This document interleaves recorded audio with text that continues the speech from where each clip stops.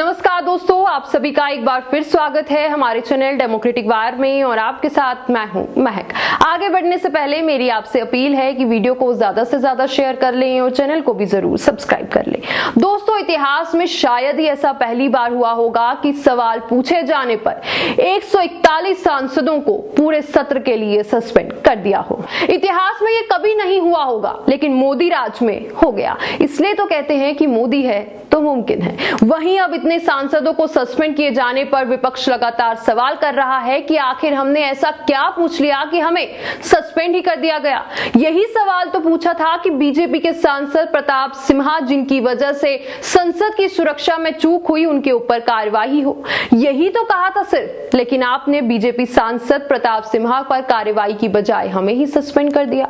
वहीं अब सांसदों को सस्पेंड किए जाने को लेकर सब अपनी अपनी बात रख रहे हैं, लेकिन इसी बीच मथुरा से बीजेपी की लोकसभा सांसद हेमा मालिनी ने जो इस मामले पर बोला, वो अब सबके लिए मजाक का पात्र बन गया है। और साथ ही अगर हेमा मालिनी के जवाब पर थोड़ा गौर किया जाए तो ऐसा लगेगा कि वो अपनी ही पार्टी की पोल खोल रही है। दरअसल हुआ ये कि हेमा मालिनी से एएनआई ने इतने सांसदों के सस्पेंशन को लेकर सवाल पूछा कि वो एक सत्ता पक्ष की सांसद के तौर पर इस मुद्दे पर अपनी प्रतिक्रिया दे।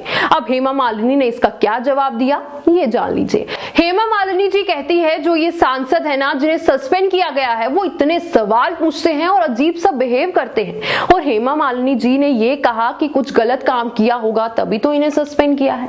लेकिन दोस्तों, अगर आप हेमा मालिनी के जवाब पर गौर करेंगे तो आप समझ जाएंगे कि उनसे सच्चा तो कोई और है ही नहीं।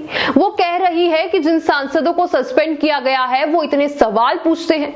दोस्तों, ये बात तो हेमा मालिनी जी ने बिल्कुल सही कही। विपक्ष के सांसदों को इसलिए तो सस्पेंड किया गया है कि वो इनके ही सांसद प्रताप सिम्हा पर एक्शन लेने को कह रहे थे। आखिर सच जो है वो जुबान पर आ ही गया। सच तो यही है कि ये बीजेपी वाले विपक्ष के सवाल से बच सके, इसलिए उन्हें सस्पेंड ही कर दिया।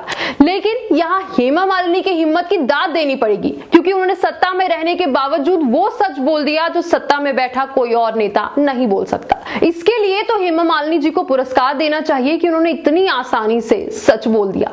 अब बस जो इस बात का है कि कहीं अब हेमा मालिनी को ही सस्पेंड ना कर दिया जाए।